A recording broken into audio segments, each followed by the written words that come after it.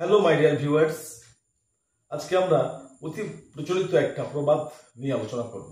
ঠিক আছে, আমরা প্রায় বলে থাকি যেমন কর্ম তেমন ফল, অথবা এরকমও বলি যেমন বামন তেমন পুজো। তার মানে কি বোঝানো হচ্ছে? যেমন তোমার কর্ম তেমন তোমার ফল, যেমন তুমি অপরাধ করেছো তেমন তুমি শাস্তি পাচ্ছ। ঠিক আছে, অথবা যেমন তুমি ভালো কাজ করেছো তেমন তুমি ভালো ফলই পাচ্ছ। ঠিক আছে, তো এটাই বোঝানো হচ্ছে।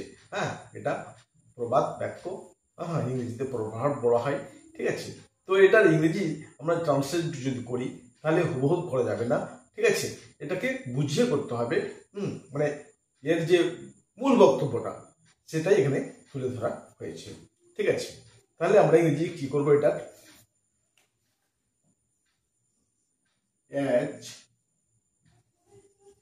you sow shall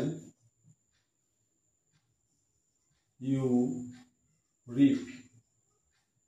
এবার কথা হচ্ছে SOW, শো মানে বপন করা। ঠিক আছে, বপন করা, শো মানে বপন করা। আবার এখানে REAP,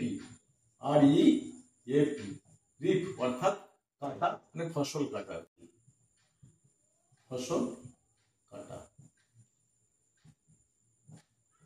তার মানে এখানে বুঝাতে চাওয়া হচ্ছে যেমন তুমি বীজ বপন করবে তেমন তুমি ফলটা পাবে।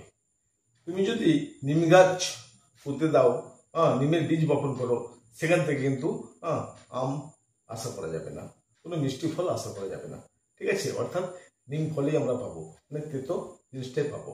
তার মানে যেমন আমরা কর্ম করব তেমনই আমরা ফল পাবো।